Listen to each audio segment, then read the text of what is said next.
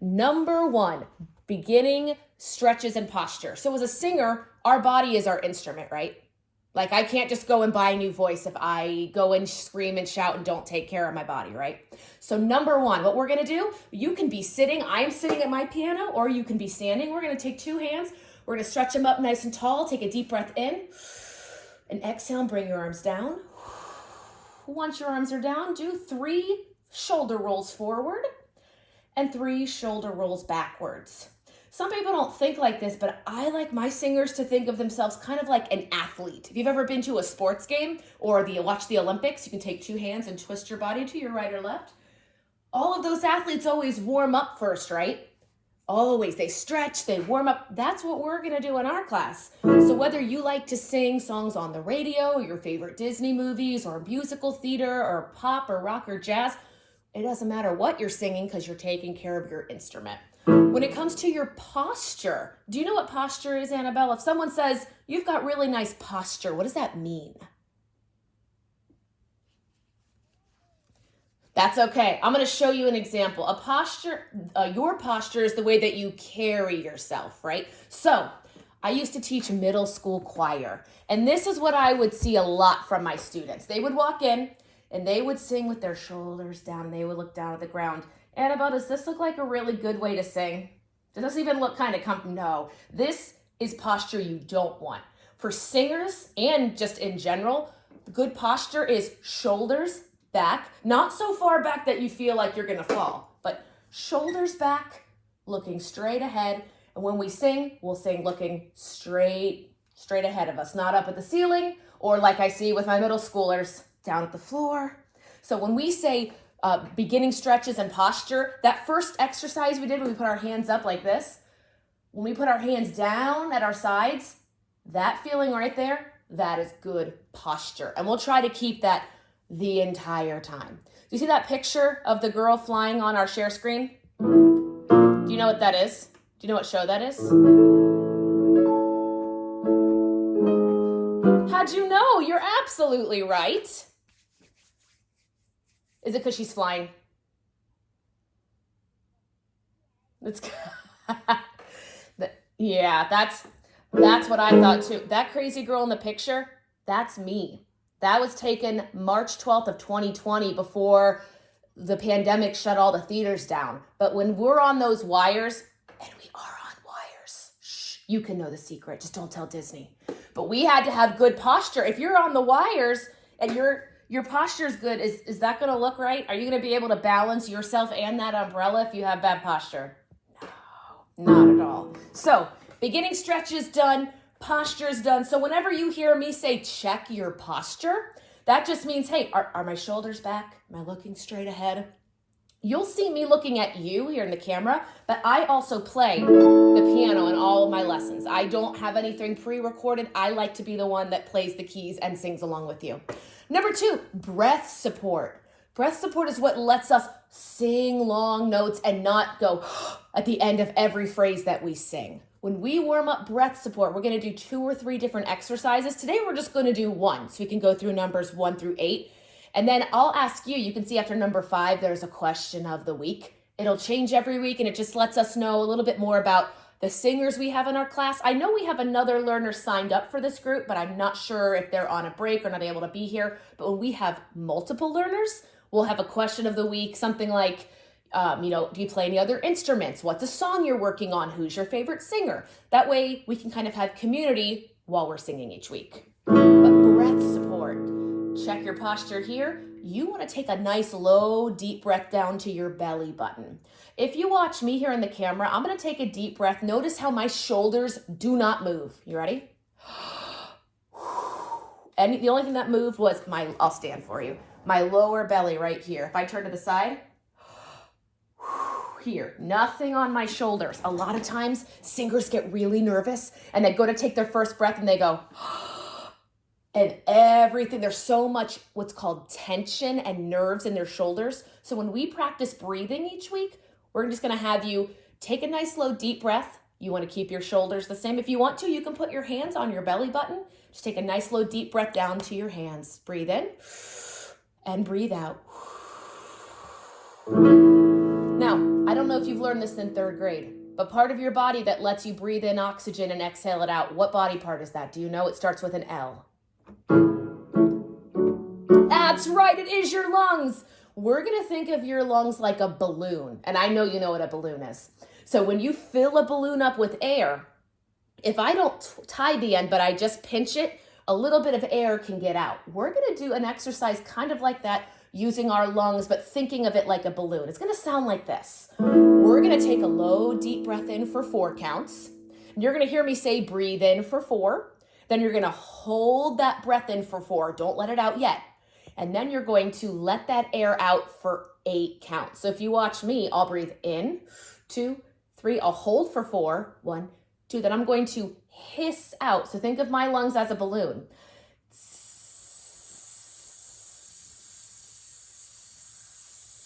8 counts. We're going to do that together, okay? Take a nice slow deep breath in, 2, 3. Now hold that breath. 1, 2. Now hiss out for 8.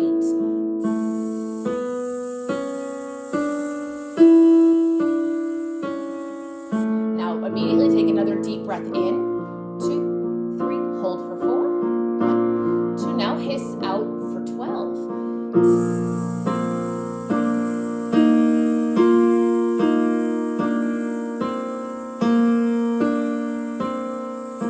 One more together. Take a deep breath in, 2, 3. Hold for 4. 1, 2. Now hiss out for 15.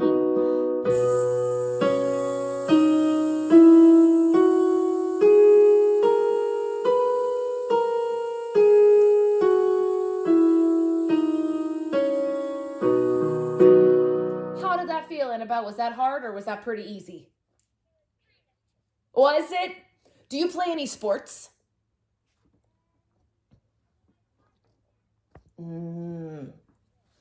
I've noticed in my classes I teach in person and on OutSchool, a lot of my athletic learners, people that maybe do swimming or gymnastics or running, they can hiss out longer because their lungs are so strong from, doing exercise, which we don't have to do exercise to be a singer, but you'll notice next week we might be able to go for more than 15. Maybe we'll go for 18 or 20. But for now, let's go on to number 3. We're going to do humming scales. We're going to sing down a 5-note scale. It's going to sound like this. We call it a 5-note scale because we sing 1, 2, 3, 4, 5 notes on it. We'll do it together. So check your posture. Take a nice slow deep breath in. 2. Here we go on a hum.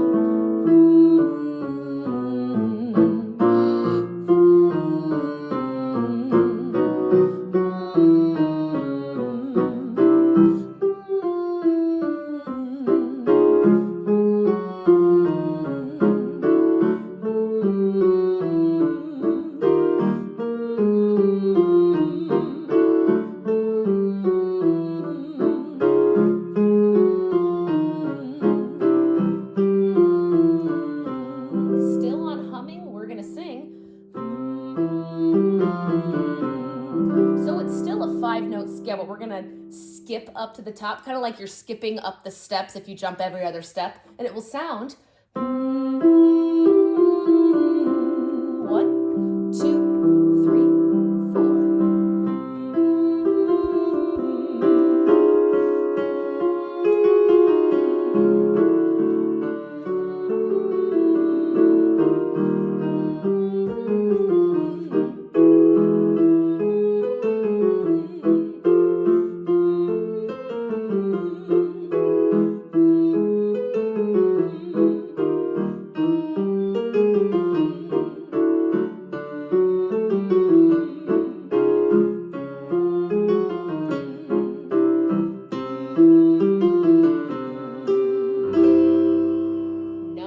4. What does it say? What's number 4 called on our lesson list?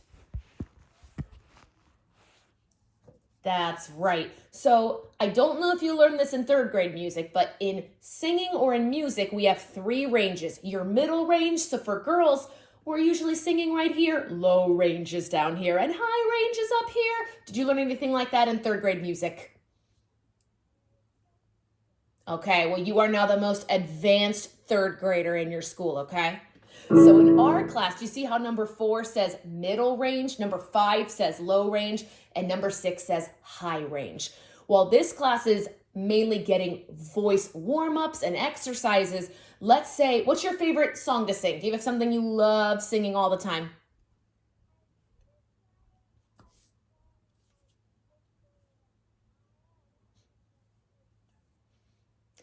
That song is by a girl named Alicia Keys, and she starts off really low at the beginning of that song. But then when she sings, "This girl is on," that's higher, isn't it?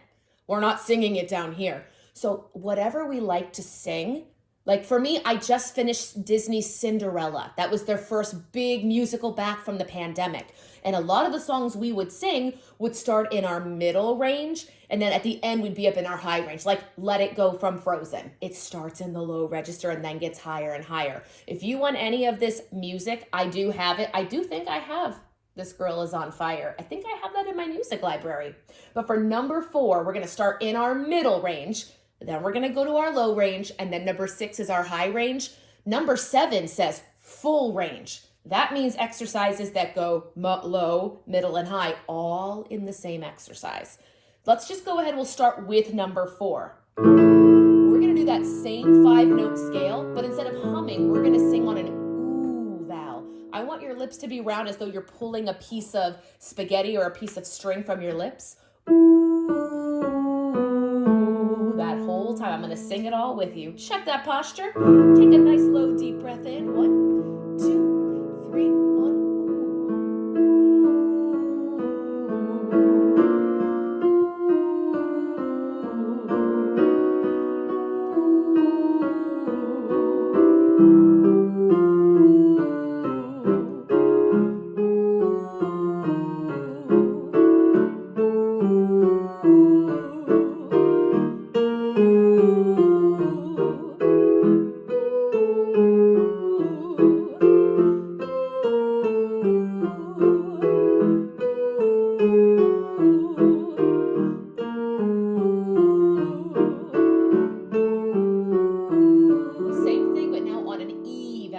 on sing E,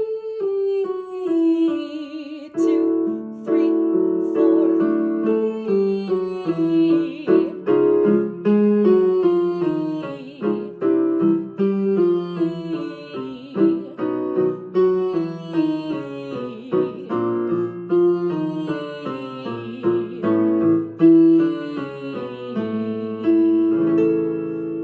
Annabelle, now that song is in my head. Just the chorus. That's the only part I can think of right now. Sometime, if our class continues and there's a day where it's just you and me and I can have the music, I'll play it if you ever want to sing it in the future. Is that something you'd be brave enough to do, or do you want to wait and see? Yeah? Oh, I love that. I thought for certain you were going to tell me you loved all the songs from Encanto, because that's all my students want to sing these days. Miss Kristen, can we sing the song about Bruno? Oh, okay. Let's go to number 5, our low range. This time we're not going to do humming or an ooh vowel. We're going to use the word V, the letter V, E, and E. We're going to sing V, V, V, V, V, and then we're going to go down into our low range. If it gets too low for you, that's okay. You go as low as you comfortably can. 1, 2, 3, 4. V, V, V, V, V.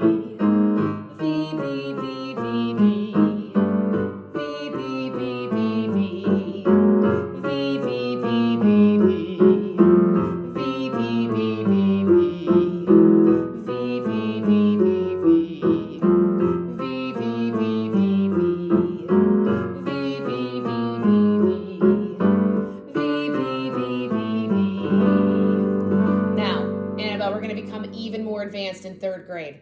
The kind of music and scales we're singing right now, they're all nice and connected, like V, V, V, V, V. There's another way that singers can sing this, and it's really short and disconnected. It sounds like this. V, V, V, V, V. Do you hear that difference between this nice and connected and the short one? The short music, that's called staccato. Can you say that word for me? That's right. Think of it like really short. My third graders would put little sticks next to the piano because staccato sounded like stick to them. It means really short and disconnected. Like, do you know this song on the piano? Have you heard that song before? If I wanted to play that staccato, it would sound like this. Do you hear that difference? So short and disconnected, staccato. Long and connected is called legato. These words are not English. These are Italian words because a lot of the terms we use in music are Italian. So we're going to go back and do that scale that we just did on V, V, V, V, V. It was all connected, legato, but we're going to do it short and disconnected. What was that word I taught you? It starts with an S. That's right, it's staccato. Look at that. See, you're going to be the most advanced musician in third grade. So that same thing, but now it's going to be V, V, V, V, V. Very short and disconnected. 1, 2, 3, 4. V, V, V, V, V. V, V, V, V, V. V, V, V, V,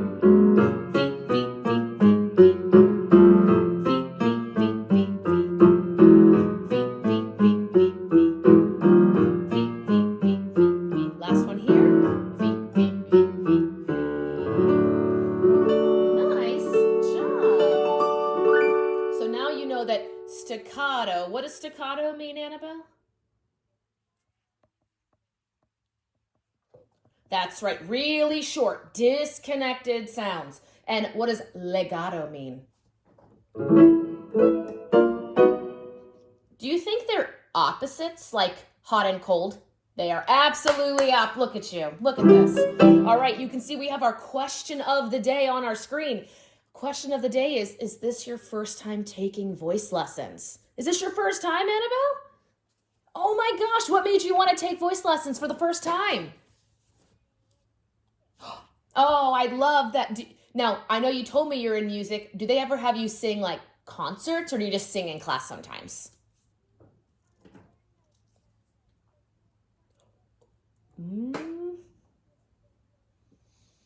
Aw. When I taught in school, my 4th graders got to do the big Christmas concert, and then my 5th through 8th graders got to do band and choir, and then a musical in the spring. Because I had to do all of the middle school and elementary, so I couldn't have everybody do a big musical in the fall and then everyone do it in the spring. Do you think you're going to have it back next year when you're in 4th grade? Fingers crossed. I have a student coming after your lesson here on OutSchool. I have a student coming here in real life. I live in Ohio, and she wants to audition. I think her school's going to do Little Mermaid Junior, and she wants to audition to be a mermaid. She told me she's practicing to be on her roller skates, and she said she wants to try voice lessons. So that's very exciting. Have you ever seen a musical before? You have? Tell me one that you've seen.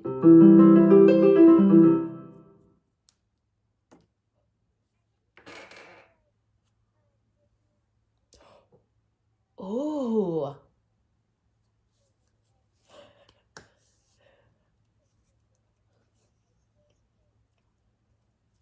that sounds so hard. I don't think I can do that. The only thing I can do is when I'm on that wire, because they just strap me into the wire. Don't tell anyone else in 3rd grade that Mary Poppins flies on a wire, okay? You can't tell them. Shh. But that's great. Do you have a favorite musical? Okay. If you ever see a movie that has singing in it, I count that as a musical. So some learners think of like Beauty and the Beast, even though it's a movie, they think of it as like, it's my favorite musical, and that's fine.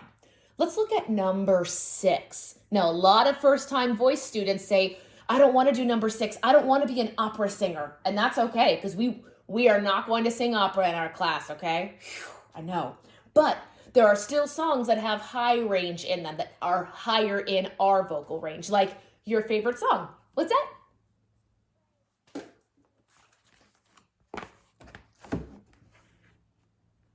That's right. I want to see if I can find that here, but yes, I think every complete singer should have a comfortable middle range, low range, and high range. Now, as you keep practicing, do you think high notes will get easier?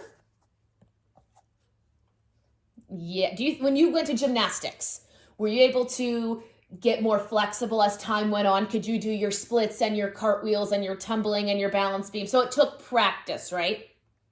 Yeah.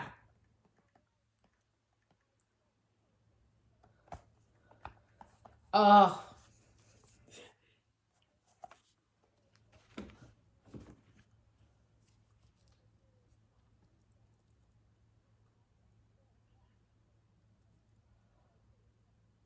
look, you should keep that. Whenever I go to dance class, like when we did Cinderella waltzing, we adults, we had to take a long time to stretch. And all the little kids, they were so good at it. But anyway, let's go ahead and look at our high range on a nice tall ah vowel. When we sing ah, I want you to think like when we go to the doctor and they say, okay, say ah, and you drop your jaw as low as you can. You want as much space in your mouth. So we're going to sing ah, and we want to drop our jaw as much as we can and put as much space there. We'll do that exercise a little bit slower. 1, 2, deep breath, 3, 4.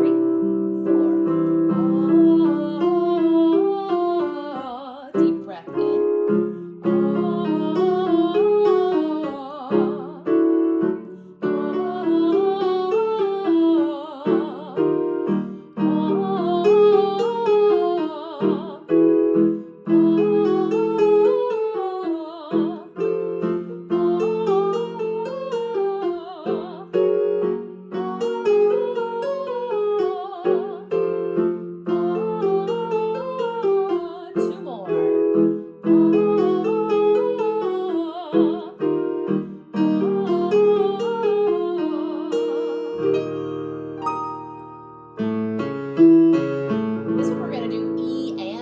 Together. We're going to sing E, ah. So E, then we get to our top note, we'll drop our jaw to that top ah.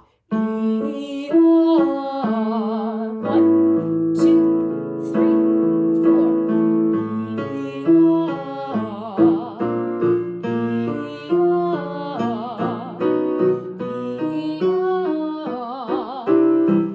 ah.